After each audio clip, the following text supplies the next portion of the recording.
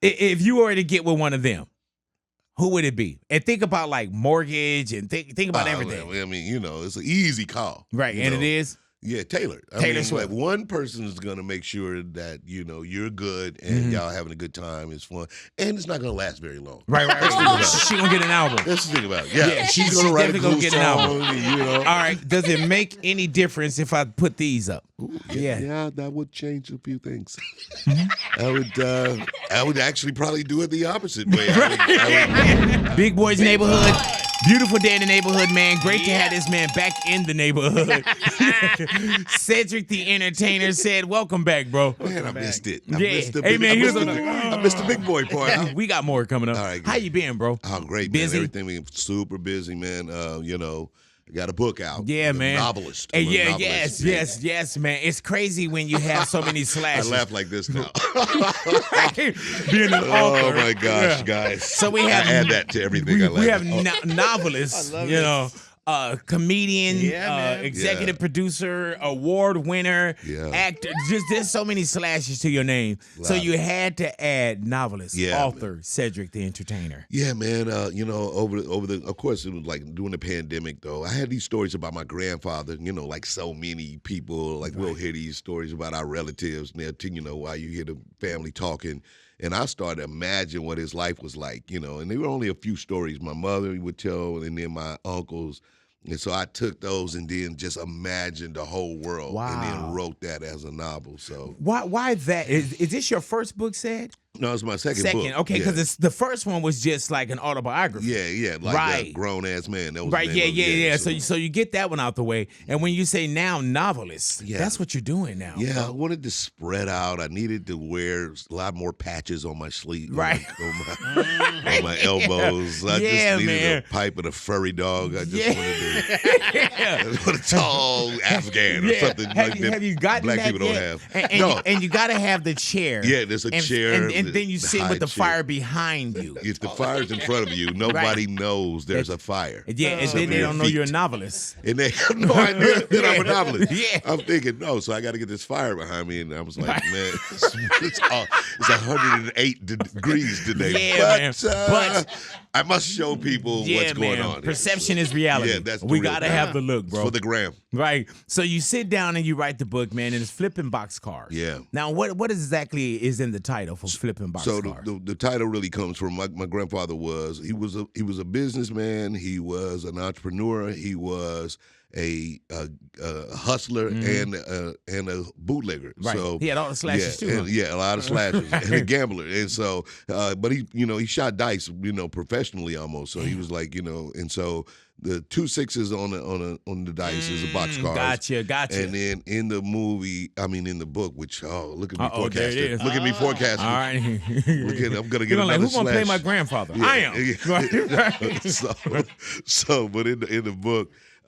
He does a caper with some bootlegging stuff with railroad boxcars. So on the train, so he's flipping boxcars. So that's the So is idea. this time that you say during the pandemic? Because during the pandemic, of course, the comedian stand-up side, you weren't able to do nothing. So you can sit down. Of course, it's time with your family. You can write. But is that one of the things that you did was like? Yeah. I might as well create. Yeah, because it's time with your family. You got to go like, whoa, that's a lot of time. Right. My family. Right. And guys, I'm busy. I'm sorry, kids. Man. Don't come in here. Dad's writing right now. Like, hold on. Yeah, man. Wow. Did you have an ascot with one of them long cigarettes? Like, stop it. Yeah, man. And my wife goes, your father's in there writing. Hey, man, how long were you in there writing before you actually start writing? You just in your phone. You like, man, I might as well really write something. I caught up on all the Billions episodes. All right. Start writing future neighborhood episodes. Like, all right, man. No, but it did take about 18 to 20 months, really? The process of going in and out of it. So you went in already. You went in serious, knowing that you wanted to create something. Well, I started it by thinking I was writing a TV show. That's where the idea came from. Because I used to have these kind of dreams about my grandfather, and I produced television, so I started to think of it more like a Boardwalk Empire, more like gotcha. Devil in the Blue Dress, but as a series. And then the opportunity came to write a book, and it was like, oh, this makes more sense. I could kind of tell it long form in a novel, develop the characters out, and don't have to worry about like episodic endings and stuff like that. Right. So you really went and did it, though. Sometimes we have things on the vine and they just die on the vine. Yeah, no, that's one of the things I tell people. Like when I've been doing these little SED talks, I call them, where I go around. But that's the thing. I mean, we often doubt ourselves from trying, man. Like we have so many things that we have, and so many of us have things that idea probably was 14 years old. Right, the book, man. Right, man. And just to find the opportunity to do it, and then, like you say, finish it. Push it through. I'm just really proud of it. I love the book. I did the audio book, so that's when I really got to hear it back. Because you writing it in, you kind of turn it in, and you do all the little note sections. But when I read it back, that's when I was like, man, this is. I'm really glad I did this. This is dope. Did you realize what's the difference between writing your first book, which was kind of an autobiography, really it was, and then with flipping boxcars? Like, what's the difference? Well, is it easier to tell your story? Yeah, easily. Right. I mean, because telling like an autobiography, you kind of go back and you think about different spaces and times where you were in your life. This is me talking about another person and then deciding what was happening. I was in right, so you control. Had to make it up. This is theater as well. But I took enough of the real stories and then like grounded the fictional tale inside real stories. So that's what's really kind of cool about this one. There's some of the stuff in there actually happened, and then I kind of like expanded upon it on what was the rest of that day like. Did you have a relationship with your grandfather, or was it more stories? Right. No, he was he had passed long before I was born. Gotcha. So it was just mainly that that thing of people saying, boy, you just like your dad. Boy, you look like Babe. If you don't, in that walk, look at them hats. Right. He did all of that. And then so my mother would say the same thing to me. And so that was basically where I kind of found the connection. And growing up like single parent household, just my mother, my sister, myself, not really having, that father figure, like relating to a man like through DNA. Like I related to him through DNA, like that idea, that hustle, being able to kind of be in, a number of places, having different sides to your personality. One is all business and handling, he was like the de facto mayor of the black side of town, like, that person that the black people would go to get things done. He was friends with the sheriff, so he can get things moved around. And then, and then at the same time, he was a good family man, but also a night dude, like be out in the streets, carry the pistol, 2 barber knives. He was a whole mood, man. Hey, man, and I'm pretty sure, I've asked you this before, and I know the answer, but for those that's probably just tuning in, where did Cedric the Entertainer come from? Oh, the name? Yes. It just came from it was a guy that I was doing a show one night, man, and I was popular in St. Louis, and I didn't have a lot of jokes. But, the person that was introducing all the comedians kept saying, this next comedian. And I was like, man, I don't have enough jokes to be called a comedian. Call me an entertainer. And because I would go up and sing a whole Luther song on stage.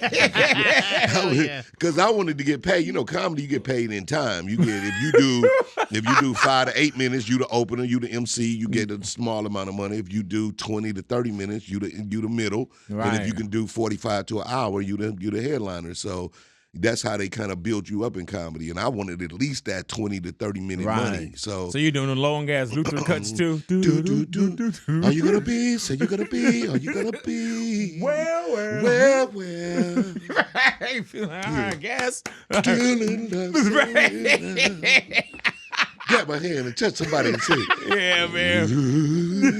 But then you looking like, all right, that's 17 minutes. 17 minutes. And I would stop and come back to it. I got 2 jokes. And then you can come back, y'all don't hear me though. I said, you can come, still in love. Give it up for the piano player. Let him do the whole.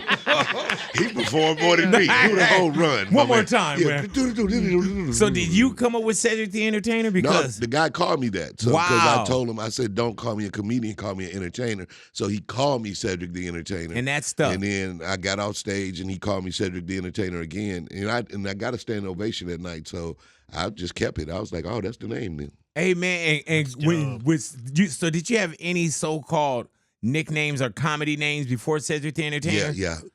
I had a couple of them. I used to go by a very wonderful name of Cheerio. Yep.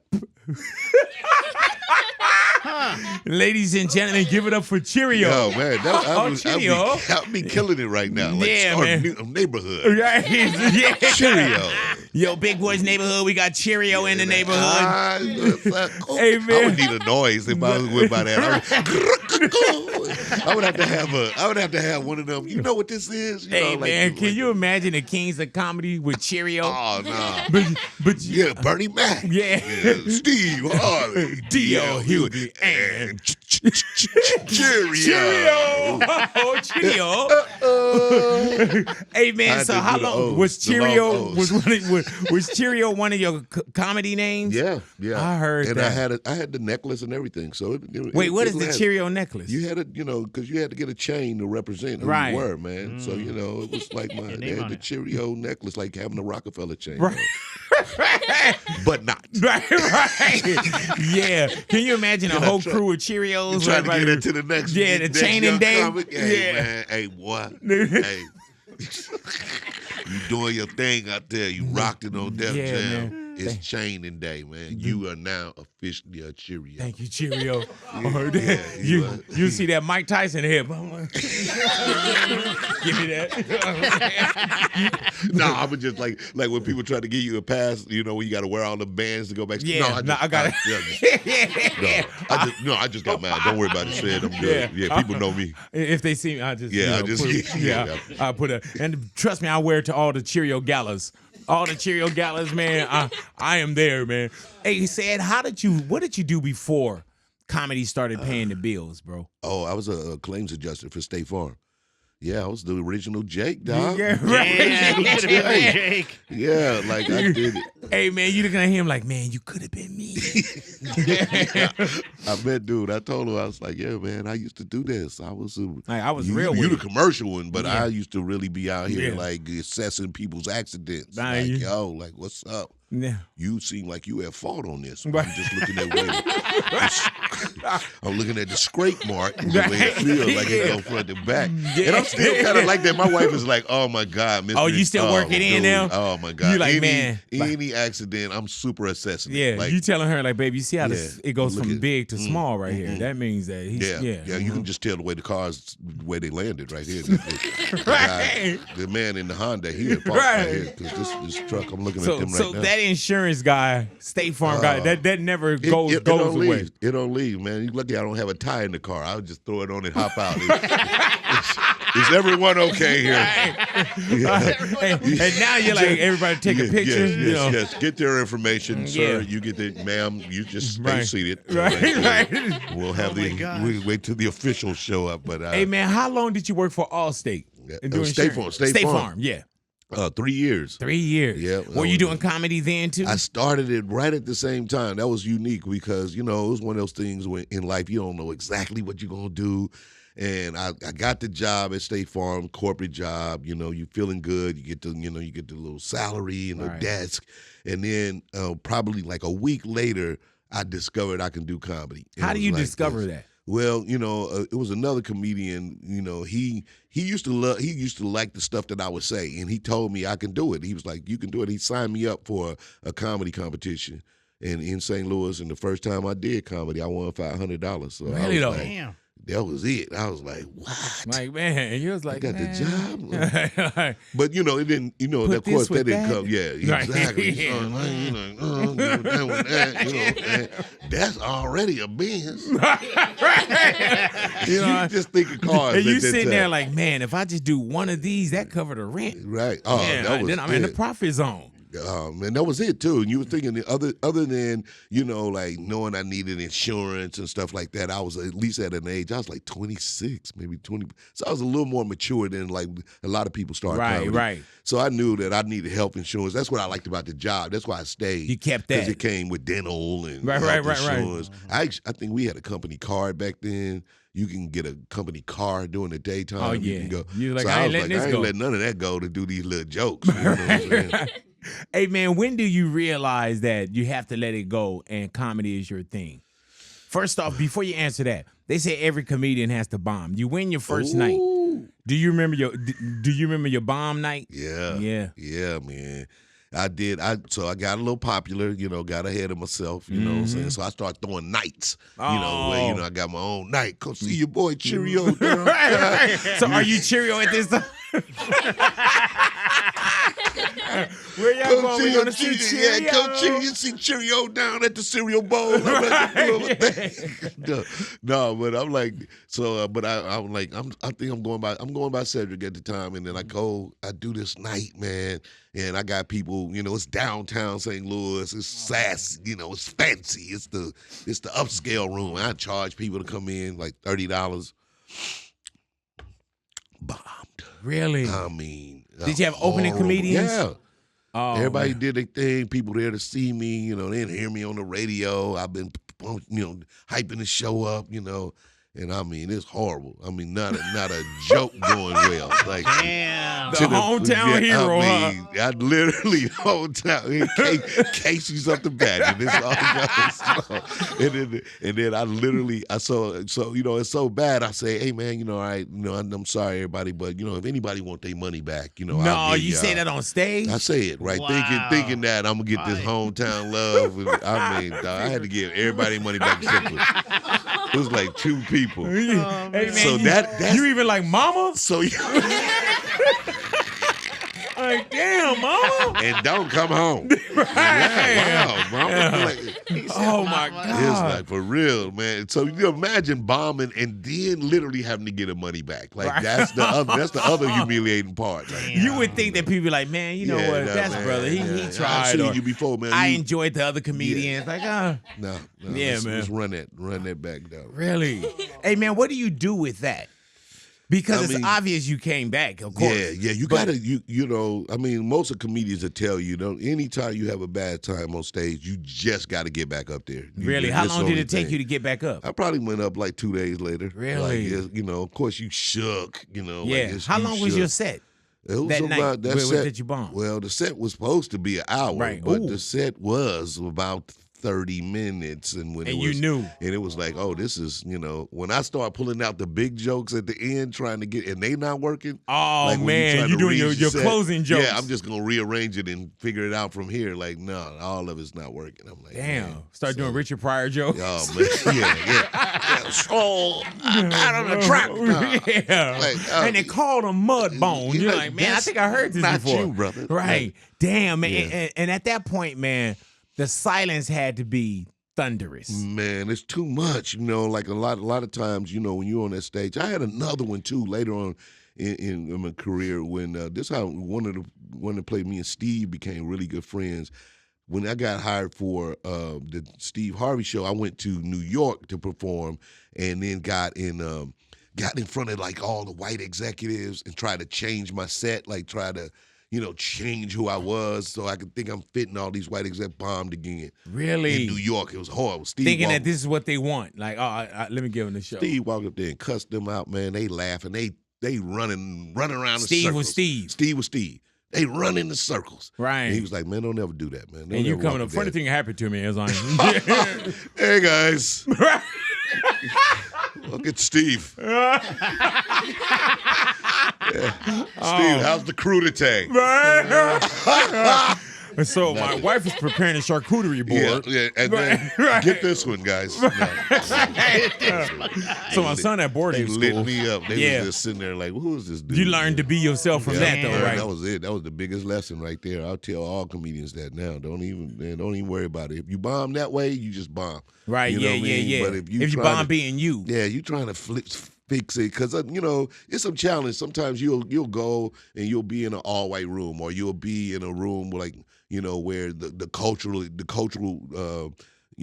setup is different. Right. You know what I'm saying? Like I've been in a room with a bunch of with a whole Indian family. This East Indian billionaire hired me to do the show one time, but I'd learned that lesson already, and it was like not going well because they had the elders in there, and they would sit up front. And nobody knew what I was talking about in the front, but the kids were in the back, so I just kept performing for them. And that was it. And it worked for you? It worked. Like they was in and the you back said of it was the a room. billionaire Damn. dad though. Yeah, this dude I was would have super Charlie rich. Murphy. I'm like, well, fuck y'all. I got my check. Yeah. Take it up with your daddy. Dog was he was rich. He paid a lot of money for that little, his daughter's, Ken Sierra or whatever. I don't know what it is. I'm So sorry. it was the Indian guy that was in switching. Mexico. I'm sorry. Excuse me. I'm just switching cultures now. It's something. It's something like that. Right. It's the So thing coming that of they do. age. Yeah, Or it's coming something. of age. Right, I heard that. I'm gonna learn. Right. I'm gonna be better, guys. That'll be your next book. Yeah, that'll be your next book. Yeah, flipping cultures. That'll be the next book. Flipping cultures. Yeah. You gotta love it. Yeah. How did you and Steve Harvey meet, bro? Yeah, we met in Dallas. So Steve had a comedy night in Dallas, Texas, cool spot. This was like all the emergence of black comedy clubs. So Comedy Act Theater out here was popping. They had one in Atlanta, and they had little clubs around. And then Steve had one in Dallas. And so I go down to do the white comedy club. And when I drive down there 10 hours, I get down there, they tell me that they don't need me. They was like, no, we don't hire, out of town acts to be the MC. So I'm like, damn, man, I drove 10 hours. I'm supposed to get, $300. Yeah. Steve was on the radio. He was doing his thing. He was like, come to my show. And then I was like, I'm gonna just go by there. I'm stuck now. I'm gonna go by there. Hey, you heard of Steve Harvey before? Yeah, I heard him from another comedian. Okay. Everybody, Steve was like the big dude on the he's the big dude on the white comedy circuit. He was the big black comedy, Gotcha. comic. Like everybody knew Steve. Like he was that guy. So then, but then he was doing his own thing down there. So then I went in.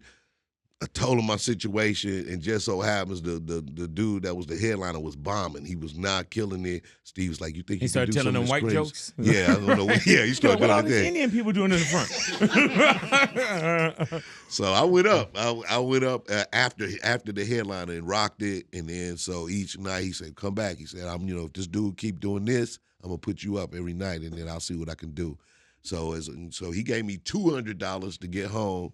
And then brought me back like 2 months later as the headliner and paid me. The first time I ever got paid $1,000, Steve did it. So Damn. yeah, that was my man's right there. I heard, yeah. and y'all have great history together. Yeah, though, man. bro. So then we started that, and then when Steve Harvey show started, came over there, and then we did Kings, and then I brought him on Johnson Family. Yeah. So there was all, we just been boys since then, man. Have you been on Celebrity Family Feud yet? Yeah, man. Yeah, Have you? I went on there and won. Yeah. Won. I was like smart. Hey man, what about Who Wants to Be a Millionaire? Yeah, when I used to be I hosted it. Yeah, for like hey man, it's crazy that you became the host. Because I remember you had a joke about like, man, we don't need no whole million. You know what I'm saying? Hilarious. Have you heard that when you was like, yeah. Like, who wants that? Who wants to be a millionaire? Let me be a 30,000 there, dog. I'll be good. Yeah, man. That'd be all right. Yeah, let me get this car in the shop. Give my baby mama a little change. My man said he having it all in like low bills. He just carried a whopper in his pocket. I wouldn't even be there after the commercial break. They'll be like, "What happened?" I said, "My man won $30,000. He walked on off."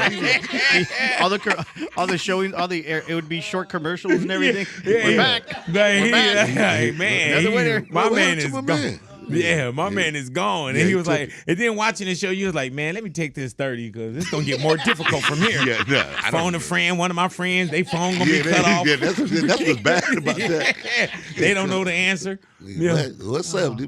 Tell her what's up. Shout out to the Like, can you just answer the question? This is not this. Like, This is not for that. The railroad. Who the railroad? Huh? Hold on, y'all.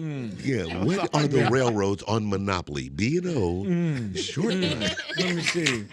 Okay, is it reading? Yeah, read. So how long were you the host of Who Wants to Be a Millionaire? I did one season. Oh, so damn, it felt long. It was a felt lot, longer. though. You do a lot of shows, man. That's Yeah. the thing about it. I think you do like 100 and Oh, okay. like 130 something shows in the season. Like there's a lot of shows. Is that a commitment that take away from being on the road, or No, okay. you do them pretty fast too. You do it like in 3 months. So yeah, that's why Steve's been doing Family Feud for so long. He can knock them down like in Yeah, these man, blocks, Steve been you know? doing everything. Damn. Family Feud, Steve Yeah. Harvey show, Naked and Afraid. Like Naked and Afraid. that dude, Steve is on everything, man.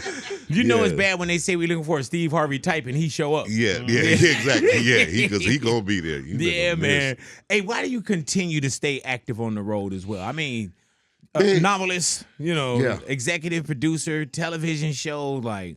I think that live, the live audience and being able to perform live is one of the, that's the dojo, man. That's where you go to kind of work out, and it keeps the energy alive, and I think that it's one of those spaces where, for a stand-up, it's the most freedom because, on the TV show, I got, I'm an executive producer. But we got writers. We got a room full of writers. You got corporate sponsors. You got rules you got to kind of play by, even though you have the freedom to do certain things. Even co-stars, it's like, okay, I got to make sure I plant that line so you can hit it. Yeah, gotcha. But when you do stand-up, it's just your kind of point of view on certain things. And again, we live in a world now where you can't just say anything no more, like, the whole cancel culture of it all. But still, it is the freest form of entertainment, for a comedian. Like, you can just walk up there and say. With the cancel culture, man, does it make you think different about certain jokes now? For sure. Yeah. Like, I mean, you'll start, and it's guys out there that's super fearless, that's what they do. But again, they not necessarily tied to a corporate situation either, man. So where the real bread is. Cancel everything. Yeah, everybody talking about, you selling now. Okay. You give up your house then. You tell your kids they can't go to but school. now when we look at today, it's like if I wanted to see Cedric the Entertainer in Houston, I had to go to Houston, or I had to be in Houston for you to come by. Yeah. Now everybody got the device. Yeah. And everybody's recording things, man. Like, are you one of the comedians also that have a no phone policy? No. Damn. I hadn't done the no phone policy thing yet, man. I mean, I definitely understand it, especially like if you like Kev or Chappelle, them, Rock, because they wait to do their specials like that, and so, you want to have all that material kind of boxed in, you know. And so, but usually when I go, I'm out on tour like with my friends. I'm just there to have fun, man. So I'm not never really like hoarding my jokes in a certain way, so, but I get it. I definitely get it, especially you write something new. You're like, man, I'm going to get ready to work this for 6 years. Yeah, man. I don't need everybody to know this joke already, And then with comedians, it's like if there's any artist, you waiting on that hit record. Yeah. They can have a hit record, and you're like, man, I can't wait till they do such and such. Yeah. With comedians, there could be hits, but it's like you always got to fill it up with something new. Yeah. You can't just be like, oh, man, like when you do an hour, when you do 30 minutes, and it's a stand-up show, it's like, that's gone. Yeah. Man. And people don't understand that. I mean, that, because, and folks actually think it's really easy, but, comedians, they really work hard to shape a joke, make sure that it lands. You got certain things that'll just, pop out of your head, like, on the spur of the moment, it just be brilliant, right? That's funny, like, boom. But if you go in and somebody paying like big money to come see you, you want to develop a set, right? And you develop that set. You don't want everybody knowing the jokes before you come to town. Because they don't do it like a hit record, like everybody ready to sing along and they know the words. Yeah, like, man. Everybody like, oh, you did that joke in Boston last night. And especially now when you go somewhere, I'm pretty sure there's people that'll say, oh, I've seen you X amount of times. Yeah, man. You know what I'm saying? And if you did the same thing all the time, I think that's what keeps you active on the road as well. Yeah, definitely. And then you never know what's gonna come out your mouth. Not nothing crazy, but your the way you improvise and the way you'll fill up a room, bro. Like, what special was it said when it was probably Kings when you're talking about when black people, all we got to do is see somebody else run and we start running. Yeah. Was that Kings? Yeah, that was the You be like, Kings. so you could be in mid-conversation, be like, yeah, man, Keith and them. And it's so true, man. Yeah, man, just run. I love these kids. They did it on Instagram. Like these kids at the college did the whole thing. They just did it, and the dude came running out the room. Oh yeah, and you just take off running. You like, I don't even know why we running, but that's it. Hey man, you was like, we don't need no run coordinator. That's real, bro. No, that's for real. That's what I love too. I love that a lot of the jokes that I have, they actually have longevity. In that they have that kind of, they resonate like from the culture, like where you recognize, like, man, that joke can still work. If you set it up and a lot of people didn't know it, you could still get away with that joke. Like, it's funny because it still resonates. Do you ever look back at some of your old comedy specials or shows? Yeah, Yeah, if you see something on, you're like, oh, okay. Oh yeah, for You sure. ever look at some of the old outfits? Oh yeah, man. You know, I mean, you were fresh to death that day, huh? Man. Come on, man. I was like sharp, man. Yeah. Them long vest buttons, jackets. I thought, Like, what was our cuffs doing back then, what man? was I doing? How wide was these pants gonna be, man? You know, like they got them coming back, though. Yeah, like man. you know what I'm saying, like Uzi Vert wear these. Oh yeah, what you say? Uzi Vert wear these now, Hell like yeah, these he will. wide pants. Look at these pants. Look how wide they I are. saw Travis Scott in a pair of jeans like that. Yeah, like super man. wide, like dog. I would, I mean, without the 2-inch cuffs, but still, Right, you know. right. Like, where all your old stuff, Unc? yeah, that's coming back. Where Wait. those old? I don't know about them long jackets though, man. Right. With all them buttons, Oh man, it take you 20 minutes to fight somebody. Get out of You'd there. be like, what? Keep talking. I wish you would. Huh? Yeah, man. Be here when I Hey, get this Sid, jacket off. That was you also that said the how black people, like, it'd be people of color be hope and wish. And Oh, the yeah, difference yeah, between, yeah, He was yeah. like he said white people go to a concert and be like, oh, I wish. Yeah, What'd you they say? hope I hope no one. Oh God, I hope no one's in their chairs. Yeah. I just hope no one. Just hope it's gonna be a good night and Man, nothing man. goes wrong. Black people, we wish. We wish a motherfucker would. That's our whole thing. Yeah, That's man, I wish anything. man. I Yeah, wish man. a motherfucker would be in my Yeah, seat, man. dog. Or when you say like, man, I would fuck somebody else because Yeah, I'm finna say like, what were you finna say? Yeah. I'll fuck somebody. You said it. Yeah. No. I'm finna say. Man, if he was in, woo, man, those are our seats, man. Yeah, We yeah. just had it. We were at the fights over the weekend, and there was a dude there that was doing in our wish. Oh yeah. Yeah, right between us, we Hype. was like, man, is this dude gonna swing on this dude right here? Yeah, be geeked up for Yeah, somebody man. to buck on them. Like, you know, that's how we want that. We want that smoke. Like, Yeah, all the time. smoke. Like, wow. Hey man, now with comedy, we were talking about the cancel culture too. When you go and you actually do a live show, bro, can you see what's going on in the audience? Like, do you train on the audience? Yeah, you can look and see. Like, I mainly kind of look at, you know, I try to look in sections. I'll look at maybe the first 2 rows, really to kind of see what's going on. And then there's a little section, like you can see, depending on how the stage is lit, you know, you can see maybe about 6 rows back. That's a good group of people to look at because they not in the front, but they there to have a good time. Gotcha. And then left and right, you know. And then I listen for the back of the room. Gotcha. So, you know, that's when you're performing, hitting a joke, and you know that joke popping off, you kind of listen for the back of the room. You Hey know? man, what about how we've seen recently people that, you know, they're throwing things, you know, Dave Chappelle gets Yeah. tackled on stage. Yeah. You know, all this goofy stuff that come with this certain new entitlement that's happening too. Yeah. Talking back out at you. Yeah. You know, how do you handle that, or has that happened to you? No, you know, it hasn't happened to me, but I mean, it's definitely something that, you know, you got to be aware of. You just realize that the world is and got to a place where people just really entitled. They feel like whatever they spent their money for, mean that they can have is whatever behavior they want. You know what I'm saying? So, you know, you just got to be prepared for it. Usually, like on my own shows, I got like young comedians that go, I call them the snipers, the hitters. Like Right. Them the guys that go out there and hit them jokes and be like, rah! Yeah. They'll talk about your mama. They'll light you up. They'll let you know, like, you don't want none of this smoke coming from the stage, right? Gotcha. And then And then you 'cause go out there like, I well, go well, out, come on, you guys. I go out as a pro. Like, you know, I go out like lights, and it's gonna be a pro. Like, I'm not here for your shenanigans, people. Right. Like, Cigar, yeah. you know, no, it's gonna be a little bit good of brown. show. You know I'm a what I'm saying? professional. This is what I do. Like, let's be respectful. You know, like that's how I do it. Can you man. still hear the laughter? Oh, for sure, Yeah. man. Yeah, definitely. I mean, it's the it's that energy that you really love. Them big jokes, man. That's why you do it, really. Like them big jokes that work. People having a good time. Somebody repeating the joke. That's the thing about, because black people, they gonna tell the joke after you. He said, Yeah. You know, you be like, bro, I moved on to the next joke. You know, you still talking. I can hear you down there.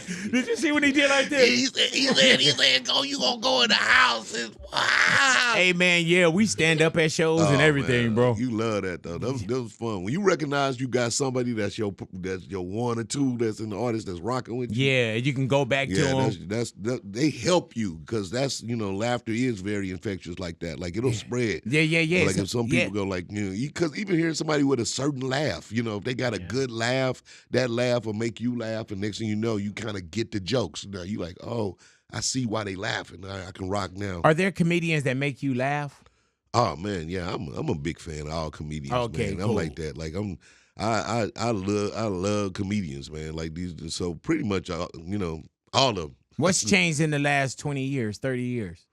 I mean, I think really is the kind of course, the insurgence of the guys that come from the internet and stuff, but they work hard. Though most of them, Wayne, Country Wayne, these guys, DC Young Fly, young coming DC from Young Fly. He was on tour with us. He go for it. Like they not like out here like expecting just their internet fame to be what works for them on stage. Right. So, they're not just coming on saying, hide your kids, hide your wife, thank you. Yeah, right. No, so I appreciate that. That's probably been the biggest change. And of course, like again, from where I come, like, where I came from, people don't have to dress up no more. Like, people just go to stage, whatever they had on, like a rock band. Right. Who did we have in the neighborhood just recently that was talking about, Donnell Rawlings. He was talking about like now he'll dress up to kind of get on stage as opposed to just coming out in like a T-shirt and Yeah. And I mean, again, he one of the best. So he's like Donnell, he got that, he one of the best. He's funny for real, like all the time. And if he show up like a professional, then people will start treating him like that,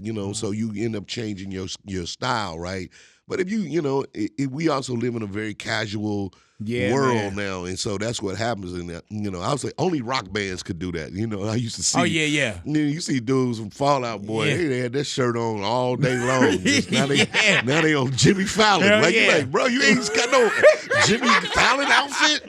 Now we got a whole and Jimmy especially Fallon the way outfit. that y'all would cut, the way that y'all cut and dress. Yeah, man. Yeah, man. But that's just, I remember I was with Travis Barker, and we were just back there talking, and it was like stage time. I'm like, oh shit. You know what I'm saying? My man was just like, all right. Yeah, you about to go out there? Yeah, like, go out there and kill it, do what you do. Do it. Yeah. And that was like, I was like, oh, so but now you see comedians kind of do that. Like you be like, all right, cool, man. I said, we used to have, that was a whole thing. You got to, that's a fit. That's an idea when you walk out there. Like, yeah, especially when y'all did Kings of Comedy. It was like y'all were dressing. I had two of them. Remember, I was on the Kings. I had two suits. I was like, which one I'm gonna wear? Yeah, man. That was the whole choice. Shoes, And that was it. Lay it on the bed the night before. And look at it. Shoe. Yeah, man.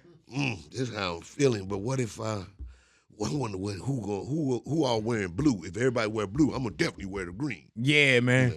Hey, man, did you feel like as big as Kings of Comedy was and is that it didn't get the accolades that if it was, someone else doing it? Yeah. Well, you know what? I think, it's definitely iconic, and it still is to this day. We talking about it now. Yeah, but you know what? I think, just on us, not necessarily understanding the business we didn't capture. We didn't capture it like the blue collar dudes who kind of came after us, but Jeff Foxworthy, them, right. They turned theirs into big business. They had the Sirius radio channel, they had products everywhere, and they manipulated blue collar in the name of it to a brand that's like had other business. We kind of fell out or whatever happened early. You know what I'm saying? Like it was a lot of little small nigga shit. Well, that happened, but that's kind of that space, and I feel like now we were mature enough to be like, man, did everybody still talk about this brand? We should have had. We should have had this thing working to our advantage, where it should have been like, many. Was it hard doing that with and especially when it comes to, and for like egos and placement and grown men? Yeah. Did y'all, when you say little fallouts, were y'all cool like right after the tour or the tours, or did y'all kind of like y'all had to breathe a little bit? Yeah, I think I think that everybody had to breathe. Everybody was like, we were all individuals, what I'm saying, and then we came together. So Steve and I was tight. Me and DL was tight. I was tight with Bernie, but then inside those groups was different little, triangles, right?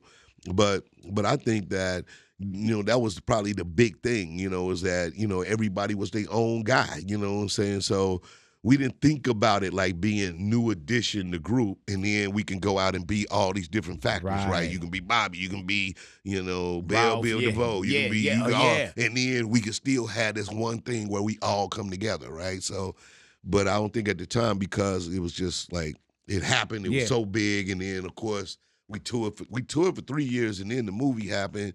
We made a lot of money. That changed everybody, you know what I'm saying? There was a lot of dough involved. Right. And then, then people started to kind of break into their own corners, and I think that's really what happened. Yeah. When you say if y'all could have just did everything and came back, but that's if I would have, could have, should have. Right. You know what I'm saying? And rest in peace to Bernie, but y'all eating. Yeah, exactly. Yeah. Right. But that was nobody look at you and say, man, weren't you that dude from King? Yeah, y'all eating. Yeah, no, everybody's still rocking. And that's what I love too. That even as individuals, me, Steve, and DL, I did my golf tournament in Cabo this year, and they were all there. So everybody with Bernie was there. Like I say, R.I.P. King Bernie Mac. But hey man, now you do a lot of golf. Yeah. How long have you been playing golf? Man, probably since 90. We all learned at Witsit while we was doing the Steve Harvey show, so maybe like 98. All righty. Like Ani just recently said that what did you say, that there's weirdos on the golf course? Oh, yeah, that's psychopaths. Most psychopaths are on the public course just because they get so mad. And I brought up a lot of golfers, and they were saying that there's was it a study? Yeah, it was a study. And you know how be them little funky studies that you can just find anywhere on, But most psychopaths are on the golf course. Yeah. Really? Yeah. Oh, okay. Well, I fought her tooth and nail. She did say public course, though. You know what I'm saying? Oh, yeah. Yeah. Remember, I'm a novelist now. She did say public, right? You're going to have to go through some gates to go where I play golf. You're definitely not just happen upon these greens. No, but have you ever golfed with Trump? Who? Back in Trump? the days? Yeah, because I know Trump's a big golfer. No.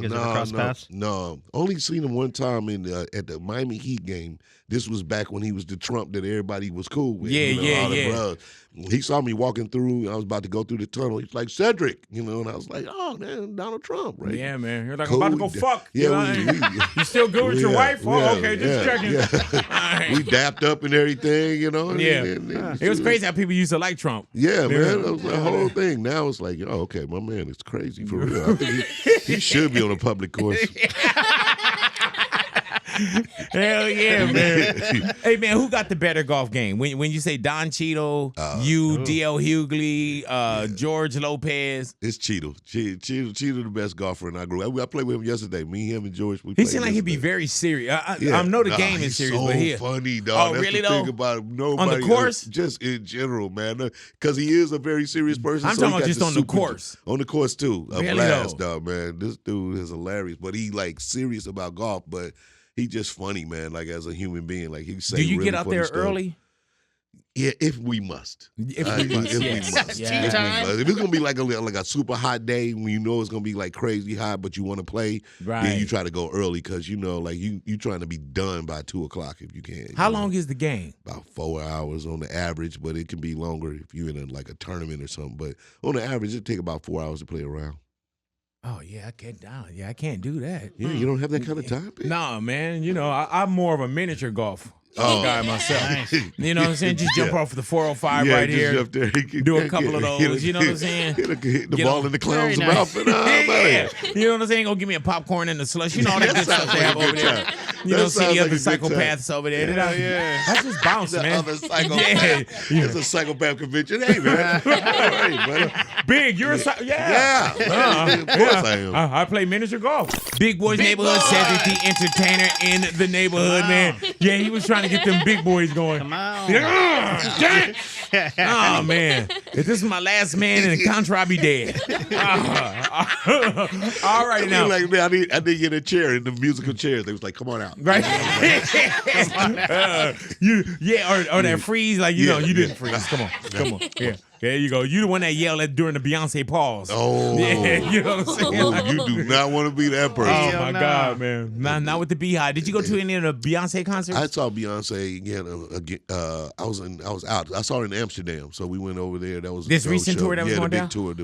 I heard that in Amsterdam, huh? Yeah, it was dope. So it was fun. I was just happened to be out, and she was over there. I was like, ooh, nice. You was like, might as well, International. Huh? Yeah, hell yeah. You can do that, though. Yeah, no, that was dope. And the show was good. good, man. She's amazing, man. Hell yeah, man. Yeah. You gotta, you as a dude, you gotta say like you love Beyonce like that, like hard, like she's dope, man. Oh You know yeah. Like, no, that was that was kind of fly show. Hell yeah. Man, you know what I'm saying? You weren't recording me screaming or nothing, right? No, I like Baby Boy. I like all the. Yeah, you got to put some bass in your voice. Yeah. And then you got to also be like, I fuck with Beyonce. Yeah.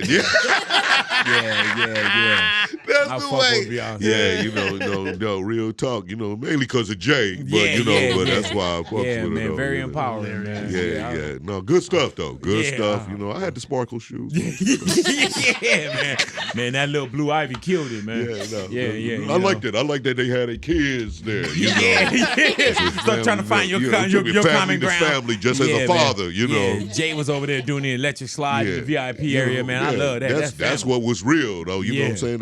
Because that's how family get down. Oh, this T-shirt? Yeah, I bought this from there. I bought this from there. I used to have that. What was that song I used to say? Like, you got to be careful with Beyonce because she had some songs that your hair be going up. You're like, hey. End up right here. You like, yeah. You better be careful. Hey. And then I'll be over there like this. Yeah. Oh, man. Look at Sid over here. I didn't even know my left hand game, man. Like, there you go, man. There goes Sid over there, man. He part of the Beehive. Got caught out there. Hell yeah. For real, for false, Sid the Entertainer up in here. Sid the Entertainer. He grew up in church, so one of his first jokes had to do with the pastor going to McDonald's. For real. Really, though? Yeah, exactly. So, right, just talk about what you know, huh? Yeah, exactly. Yeah, you just got to go in there and first give me a large shake. But you see, I'm kind of hungry, so I want a Big Mac. Because a Big Mac got 2 whole beef patties, special sauce, lettuce, cheese, pickle onion, on a sesame seed bun. But you see a sesame seed bun, a sesame seed bun. You see, I ain't through yet because I got a coupon for some large fries. The doors of the church open. Praise his holy name. He used to sing in high school and college and was in a group called Frostwood, named after his neighborhood. For real. Really Frostwood. Yeah, Frostwood, man. It was like... How many members? Yeah, it was like 4 of us, and then we had to hit those, we used to have like the GQ song, sitting in the park waiting for you. Yeah, I don't remember my note. Right. I had a note that I used to have to go get. Where the Frostwoods at? The Frostwoods, man. I ain't seen none of the woods. What? We got to put them back together. The woods got to get back together like 5 heartbeats. Yeah, man. How do you feel, Otis? Yeah, you know what I'm saying? All right. Like this. Man, he recently found a bear at his home looking through his trash. For real. Man, it's a lot of animals out there where we live, but I've never seen a bear before. Have you noticed just anywhere that animals are popping up where they weren't before? Yeah, man. I think that happened during COVID when we was all in the house and the animals came and realized like cars wasn't on the freeway. Like, so animals started coming out I'm like, dog, is that a dinosaur?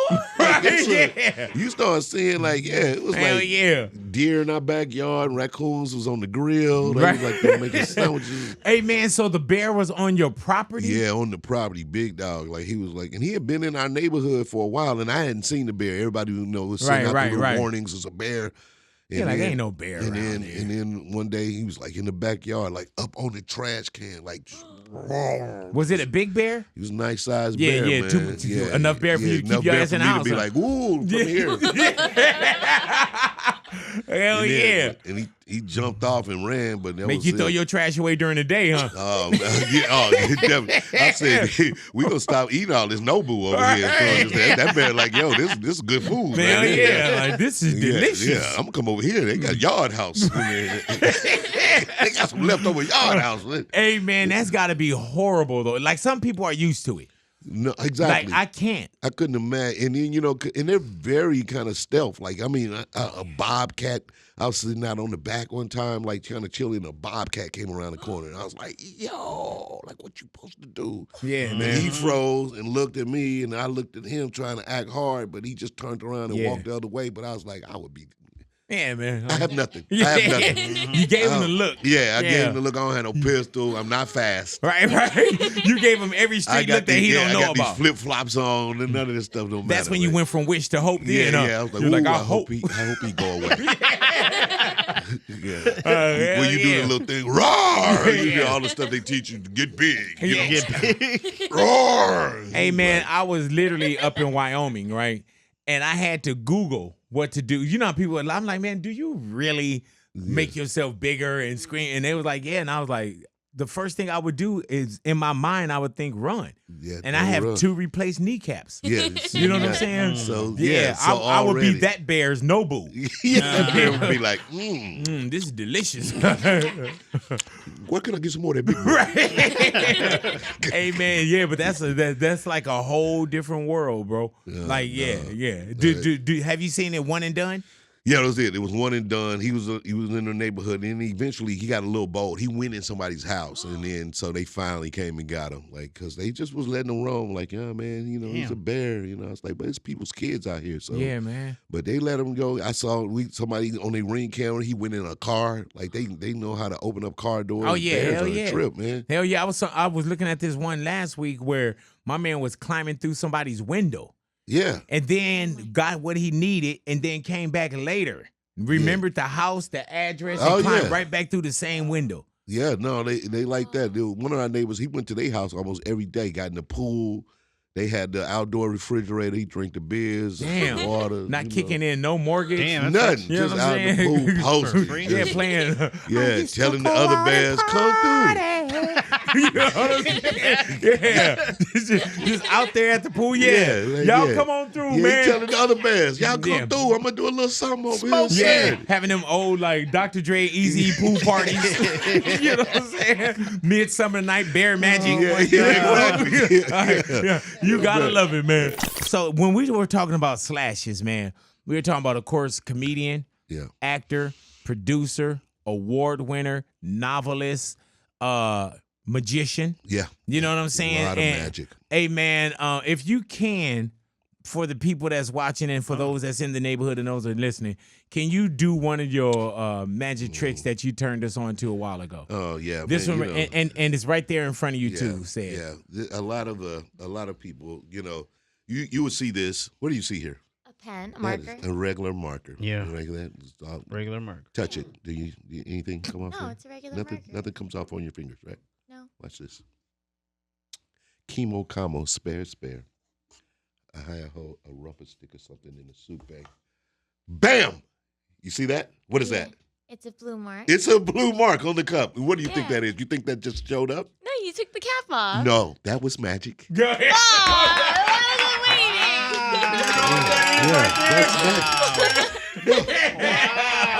Yeah. Hey, man, I love when you do that, man.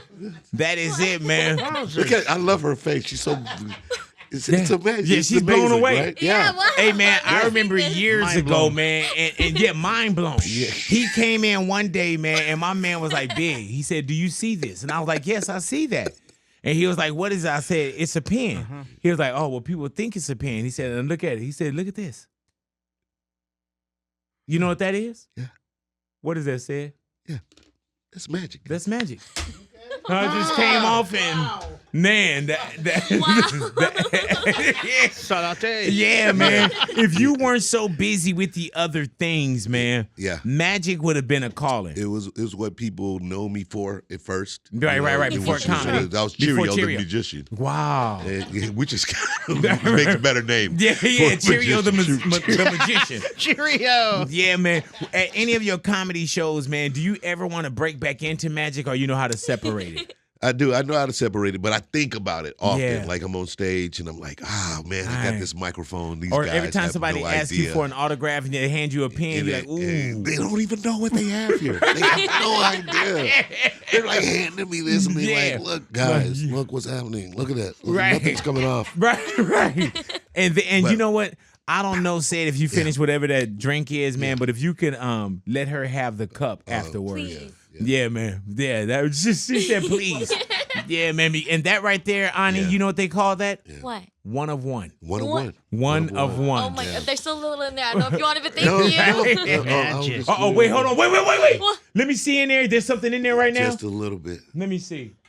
Okay. I see it. Now what you about to do? Okay, that's interesting. This is one of my other specialties. So what do you see in there? It's a little bit of a little liquid. Like little tea, liquid right? and tea in the cup right here. Watch this. Whoop, whop, wham. Mm-hmm. Look in there. What's in there now? Nothing. It's gone. Do you know what that is? That's magic. That's magic. She's like, you drank it. No. That's magic. Right. Anyone else couldn't have did that. They couldn't have drank from that cup. A person can't do that. Yeah, y'all stick around y'all radios, man. We got I almost said Cheerio the Magician. We have Cedric the Entertainer in the neighborhood, Big Boy's neighborhood. What I want to do with you, man, I'm going to give you these talking heads, right? And with these talking heads, you probably may recognize some of these people on here. All righty? You have your good friend, D.L. Hughley. Okay. All righty. Take D.L. All righty. You have your good friend, Steve Harvey. Okay. All righty. Steve Harvey. And your partner, let's go with Kevin Hart right there. All righty. Now, if you were to go out with any of those fellas right there, and have you been to dinner or been out with those guys at some point in y'all career and friendship? Yes. Who pays for dinner? That you know, and hold it up to the camera as well. Who pays for dinner? DL always pays. DL always pays. DL is the super gentleman, loves great restaurants, always knows the cool places to go. And wants you to have the experience. And wants you to have the experience. And on his dime. That's what he does. He feels good about it. Makes him feel great. Out of the last two, Kevin Hart and Steve Harvey, who's not going to pick up the check? That you probably like, Kev's gonna pay. Steve will got all the go money. in on with you. I go in. Hold on, I didn't have no lobsters. I didn't have the Hey, I got the tip. Look here, I ain't have that right there. Right. So he'll go in. Yeah, like he'll put something in with it. Right. Yeah, exactly. I mean, I had arm and a palmer, and I didn't have the lemonade. Right, yeah. You charged me for the lemonade and the tea. Hey man, that's how you keep the money. Yeah, that's how you keep my the man money. be like this, like, oh no. What is this? That's tax. Oh, okay. I was about to send that back too. All right, now, if you were to get into like somebody jump on stage at one of your comedy shows, and you have to fight, who would help you in that fist fight? Oh man, all these dudes ready, but I'm gonna say DL again. DL ready? Oh yeah. Straight and if you LA. read DL's book or you know DL cut from that cloth. Yeah, he's straight LA. He's looking for the smoke. All righty. Who's better at keeping secrets? Harv. Okay, so Steve Harvey is better at keeping secrets. Yeah, he gonna chill. Right. He gonna chill. I can bury the body with him. All righty. But someone calls you. Steve Harvey calls. Kevin Hart calls. D.L. Hughley calls. If you had to let one go to voicemail and you're looking at the screen, whose call do you let go to voicemail? That's cold, right? Right. Well, I mean, it's gonna have to be Kev on that. Right. These other guys is my OG guys. Right. But I'm gonna call Kev back pretty quick though. Yeah, Kev is an O. He's not an OG. Yeah. That's my guy though. But I'm like, I'm gonna call him right back. Yeah. Do you know you're gonna call him back, or do you send him that automatic? Can I call you back? Yeah, I know I'm gonna call him back. Right. Yeah, I know I'm gonna call him back. I'm just not, but Steve and DL, these my OG guys. So I'm like, what's up? Right. All righty, man. Do you follow NFL? Yeah, man. Do you follow all this that's going on with Taylor Swift right now and dating Travis Kelce? Oh my God, I'm a Swiftie. Are you? No. You probably may be. I did go though. I did go to the concert. Did you? I did. Why? You had to take somebody else? Yeah. I just needed to see who could sell out 6 SoFi stadiums. I just needed to see a person that had that ability to be like, that's a crazy. Did you get the bracelets? I didn't realize that I didn't know a lot of songs. I was waiting for Shake It Off. Right. And it was going to be toward the end. And I was like, I'm going to beat Traffic. So I didn't even get I didn't even get to hear my song that I wanted to go there. You shook it all off yourself. Yeah, I just shook it all off. But that's when you start thinking about Traffic. You're like, man, it's probably 70,000 people. I just heard she like affected the whole, just the whole industry of NFL. Like, yeah, man. Dude, she wore some shorts to a game. Those shorts sold out. Kelce's jersey is selling out. The ticket sales at the football games went up, and those sold out. Viewership. Yeah. Viewership just as look. I never talked about Taylor Swift in football before. Yeah. Especially with a novelist like Cedric the Entertainer. Exactly. Yeah, I should have put her in my book. Right. Man, you let her. For no reason. If some way we could. Yeah. The book is like set in the 1940s, but years later, Taylor Swift was born. Yeah, man. My grandfather used to shake off the dice like Taylor Swift. Huh? Oh, get the book, guys. Hey, man, so now that Kelce Travis, his ex-girlfriend has Travis come Kelce. out. Yeah. Travis Kelce. Yeah. His ex-girlfriend. That show you how much I know about him until now. Yeah. His ex-girlfriend coming out, don't date him, girl. He wants to cheat her, always a cheat. All the other exes are coming out. If you had to choose between, and for whatever reason, you had to choose between, what's the old girl's name? Kayla Nicole. Hottie. I met her before too. Oh, nice really lady. though? Yeah, nice. I mean, when they were dating a few years ago. Yeah. And I went to the game in KC, and I met her. Have you met Taylor Swift? I met Taylor briefly though. Okay. She was like, they was handling her. She was like, hey. Yeah, they was handling her, pushing her through. Hey, Taylor, hey. And just hypothetically, not beautiful marriage, anything. Exactly. If you were. This thing do real. Yeah, Come yeah. on, man. If you were. Yeah, like just. Taylor Swift. Me on Smash? Mm-hmm. I wasn't even saying smash. I just said, yeah. All right. Why not?